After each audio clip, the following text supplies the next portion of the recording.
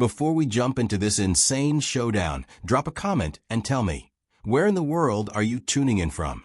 Maybe you're sitting in a suburban neighborhood in Texas, stuck in traffic in downtown Chicago, or relaxing in a quiet mountain cabin up in Colorado. I love seeing how far these Karen stories of fire, chaos, and karma manage to travel. The heat from the flames clawed at my face as I stood frozen in the middle of my driveway, the roar of fire drowning out every other sound around me. My car, my pride, my sleek black sports car, was engulfed in towering orange flames that licked to the night sky, painting everything in furious shades of red and black. Acrid smoke curled upward, thick enough to sting my throat with every breath.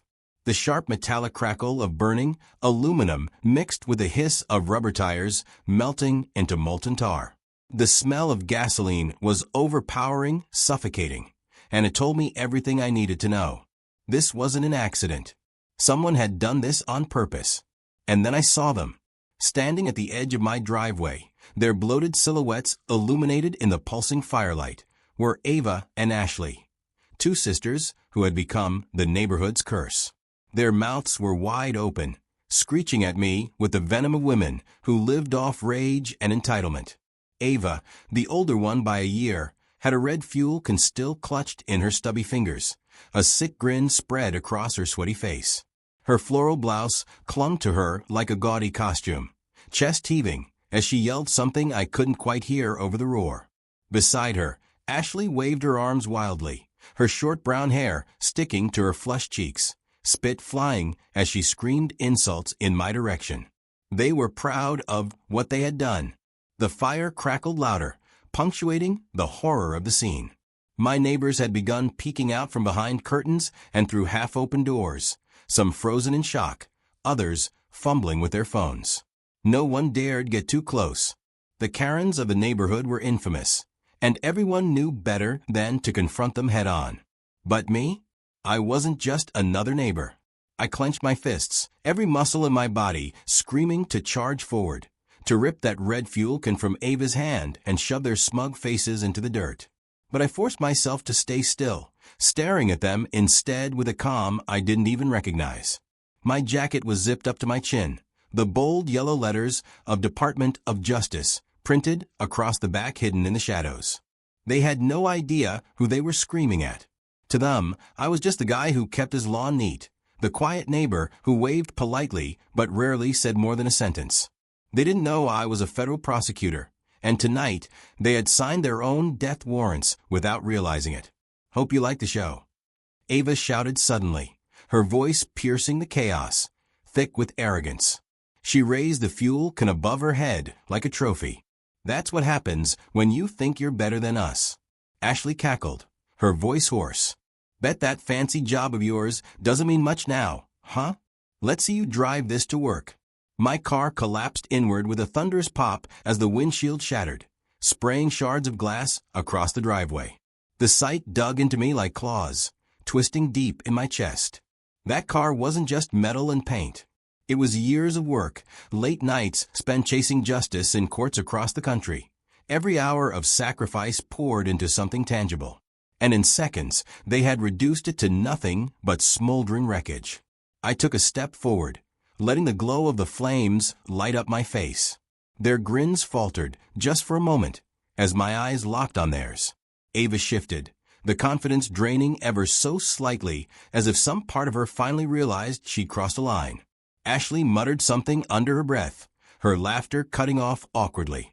But instead of yelling back, instead of giving them the satisfaction of seeing me break, I simply said one word, calm, quiet, and laced with a promise that chilled even me.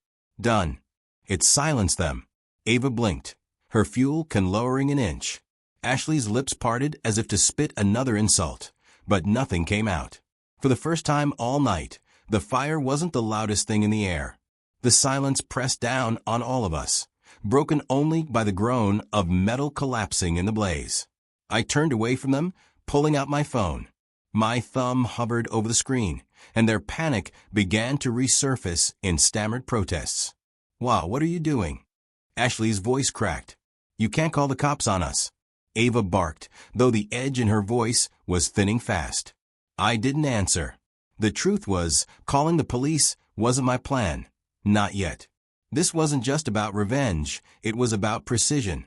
These two had spent years bullying the HOA, terrorizing the neighborhood with threats, fines, and endless harassment. They had weaponized rules and intimidation, forcing people into silence with their brute force and shrill voices. But tonight, they had given me something far greater than a burnt-out shell of a car. They had given me evidence, motive, and most importantly, a reason to destroy them from the inside out. I slipped my phone back into my pocket and simply stared at the fire. Behind me, Ava tried to puff herself back up, stepping forward with her chin raised. You think you can scare us with your little tough guy act? You're nothing. Just another neighbor who thinks the rules don't apply to him. This, she gestured wildly at the inferno, is just the beginning. Her words carried bravado, but the tremor in her hands betrayed her. Ashley wasn't much better. Her eyes darted toward the gathering shadows of neighbors, realizing too late that their audience was growing. Whispers spread through the darkness like sparks on the wind. Phones were recording. Every sneer, every cruel laugh, every incriminating gesture, it was all being captured. And they had no idea. The flames shrieked as the car's gas tank finally gave way, an explosion rattling windows up and down the street. A wave of heat slammed against my skin, forcing everyone a few steps back. Ava flinched, her cocky grin shattering. Ashley stumbled into her sister, suddenly wide-eyed, as if only now realizing how quickly this had spiraled out of control. I didn't move. My expression didn't change. I let the fire paint me in its glow, a silhouette carved out of smoke and fury. To them, maybe I looked beaten, maybe I looked like a man robbed of something priceless. But inside, I was already 10 steps ahead, already constructing the walls of the trap that would close around them. Their downfall had begun the moment they struck that match. When the fire truck's sirens finally wailed in the distance, Ava cursed under her breath. Ashley muttered something panicked, tugging at her sister's arm. They weren't leaving, not yet, but I could see the edges of doubt gnawing at them. And that was enough for me. I turned slowly, my eyes locking on theirs once more, and spoke just loud enough for only them to hear. You made a mistake tonight. A very big one. The words hung in the smoke-filled air like a blade suspended above their necks. They tried to smirk, tried to laugh it off, but their eyes betrayed them. For the first time in years, the Karen sisters weren't in control. And as the flames devoured the last unburned scrap of my car, I knew exactly how this story would end. But I wasn't going to rush it. Not yet. By the way, if you're enjoying this story, you gotta check out one of my absolute favorites. Karen and her gold digger mom kept parking in my driveway, so I towed both their cars. That one's linked in the description and on the end screen. And trust me, it's pure chaos and satisfaction. But let's get back to this firestorm, because things are only about to get crazier. Theirs would be a slow, inevitable collapse, and when it came, it would burn brighter than any fire they could ever set. The next morning, the charred skeleton of my car sat in the driveway like a gravestone, blackened, metal warped, and twisted beyond recognition. The smell of burnt rubber still hung in the air, stubborn and nauseating, seeping into my clothes with every breath I took. Ash clung to the pavement, scattering under the faint breeze, leaving behind a crime scene the Karens thought would vanish with the night. But nothing vanishes when someone like me is watching. I had built my career on catching criminals who thought they were untouchable, people who believed rules didn't apply to them. Ava and Ashley had just joined that list, only they didn't even know it yet. They strutted down the street that morning as if nothing had happened. Ava wore oversized sunglasses, her arms swinging too confidently, while Ashley carried a cup of coffee as if she hadn't spent the previous night laughing at the flames of my ruined car. Their voices were loud, carrying over hedges and fences, making sure every neighbor could hear them brag about how some people should know better than to park luxury trash in a family neighborhood. The neighbors avoided their gaze, scattering like pigeons, refusing to challenge them. Fear was a currency the sisters had perfected. They had spent years weaponizing their positions in the HOA, slapping fines for imaginary violations, reporting people for the smallest infractions, and screaming their way into control of every community vote. They ruled through intimidation, not authority. And until last night, it worked. But I wasn't interested in HOA politics. My focus was singular. Their arrogance had to be broken. I began quietly. No confrontations, no threats. Instead, I let them believe I was just another victim, too humiliated to fight back. I went about my routine, greeting neighbors, mowing my lawn, and nodding politely when the sisters spat venom my way. But behind the calm, I worked relentlessly. By mid-afternoon, I had already gathered 3 separate video clips from neighbors who had recorded the fire. The sisters' shrieking voices were clear, their faces lit perfectly by the inferno as they taunted me. One clip even caught Ava holding the fuel can aloft like some grotesque trophy. Evidence didn't get much better than that. I reviewed everything, frame by frame, as the echoes of their laughter burned deeper into my memory. My instinct screamed to act immediately, to drag them into a courtroom where their arrogance would crumble under the weight of the law. But I knew better. Timing was everything. If I moved too fast, they'd weasel their way into victimhood, spin the story into some deranged tale where I was the aggressor. They had done it before to others, twisting reality until people gave up the fight. This time, they wouldn't escape. When evening fell, I decided to test them. I walked out to collect my mail, knowing they were lounging on their porch 2 houses down. Their laughter drifted down the street like a foul perfume, brash and unrelenting. As I reached into my mailbox, Ava's voice cut through the air. "Hey, hotshot," she barked. "Need a ride? Looks like your little toy car's not going anywhere." Ashley snorted, nearly spilling her drink. "Maybe next time you'll buy something less flammable." I turned my head slowly, meeting their eyes across the yards. My face was unreadable, my voice flat. "Careful," I said, letting the single word carry weight. Their laughter faltered for half a second, but Ava quickly recovered, throwing her arm around her sister. "Oh, please. You're not going to do a damn thing. Everyone knows you're too spineless." I didn't respond. Instead, I tucked the mail under my arm and walked back inside, closing the door without a sound. But behind that door, I was already pulling strings.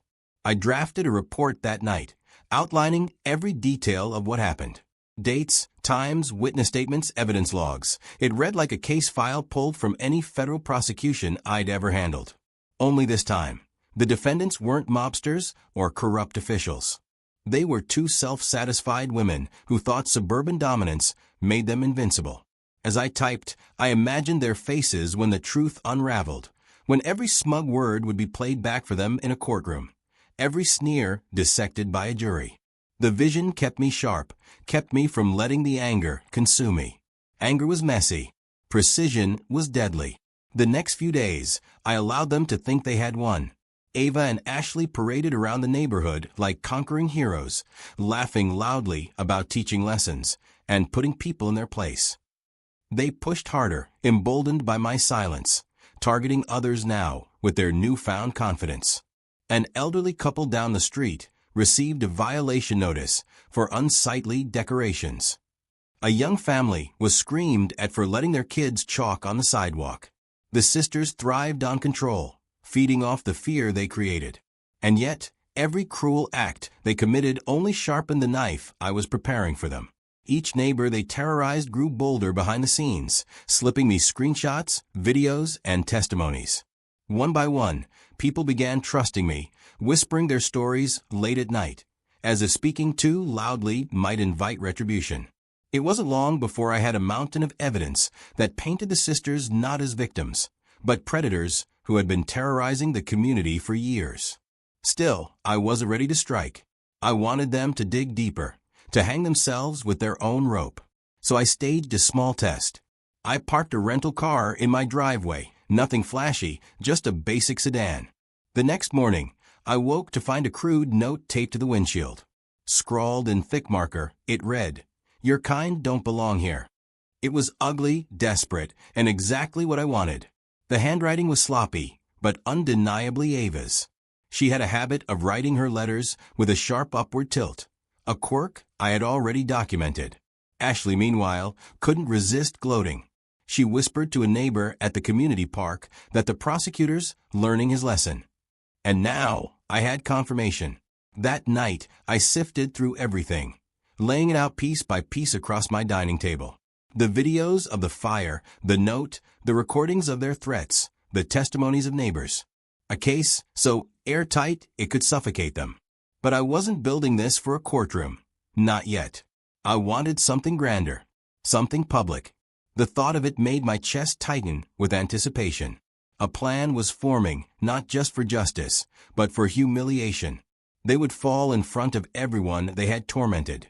Their reputations burned down to ashes, just like my car. And when they realized who they had truly picked a fight with, the horror on their faces would be worth every second of patience. I looked out the window that night, the quiet street bathed in pale moonlight. Ava and Ashley's house glowed faintly in the distance, their silhouettes visible in the living room as they bickered over something insignificant. They had no idea how close they were to ruin, no clue that the man they mocked was carefully, methodically dismantling their lives. The silence outside was comforting, almost deceptive. But beneath it, a storm was building, one I was more than ready to unleash. And when it struck, they would never recover. The day I chose to strike began like any other in our neighborhood, deceptively quiet with trimmed lawns and the faint hum of sprinklers misting the air. The calm made what was coming almost poetic. My trap was ready, woven with threads of patience, evidence, and timing. The sisters had been running wild for weeks, and their arrogance had only grown louder. They laughed in people's faces, mocked anyone who dared question them, and strutted through the streets like tyrants basking in control. But today, their empire was going to burn. It started with a neighborhood meeting. The HOA had called it to address ongoing concerns, though everyone knew it was just another stage for Ava and Ashley to perform their twisted power play.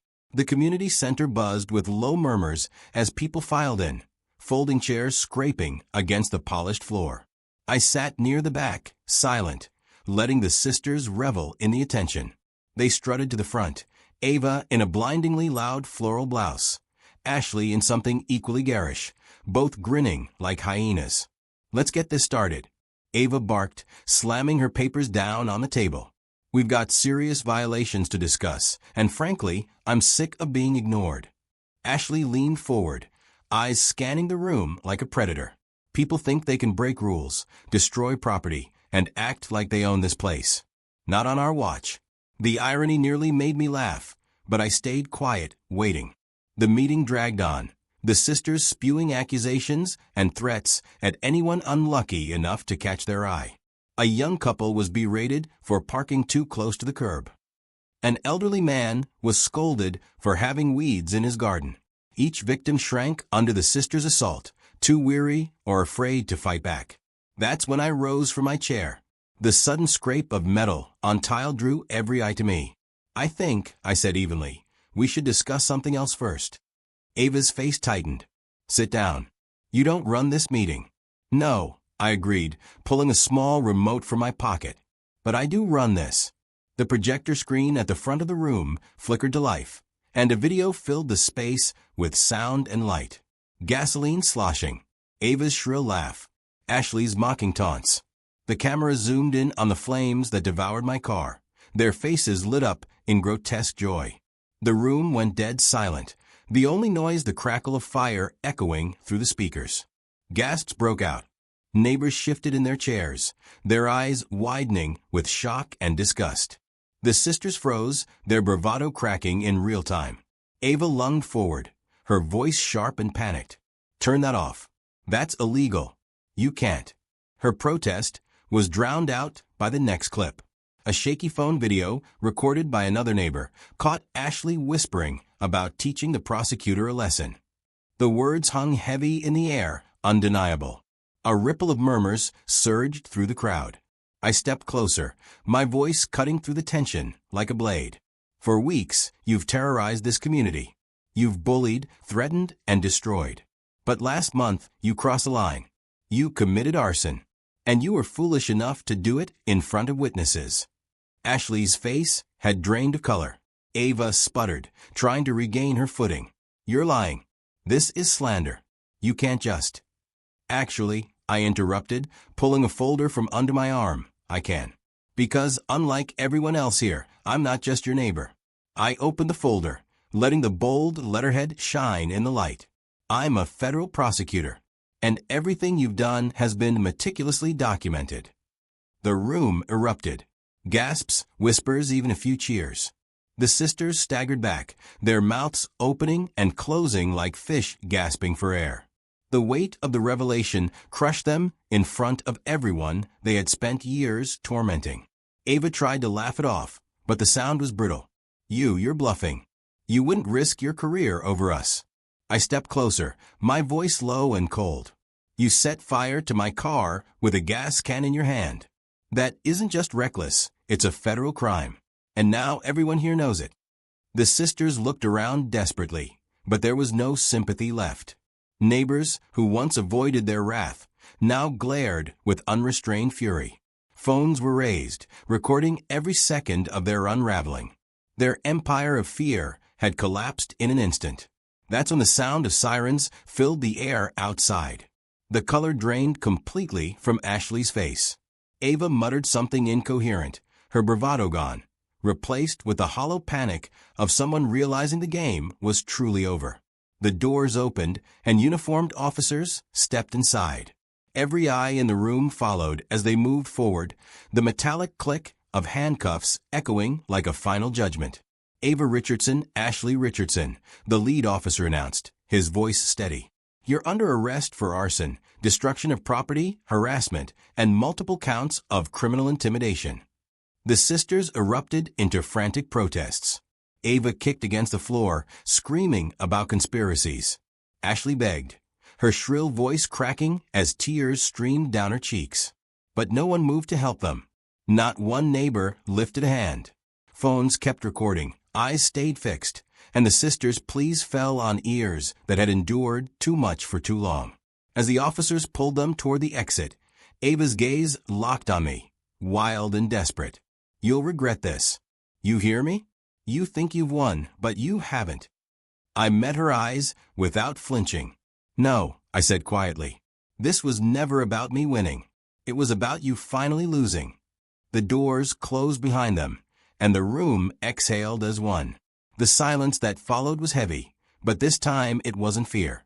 It was relief. Neighbors looked at one another with tentative smiles, some whispering words of gratitude, others clapping softly until the sound spread through the hall. The sisters' reign of terror was over, and justice had been delivered in the most public, humiliating way possible. I gathered my folder, slipping the papers back into place.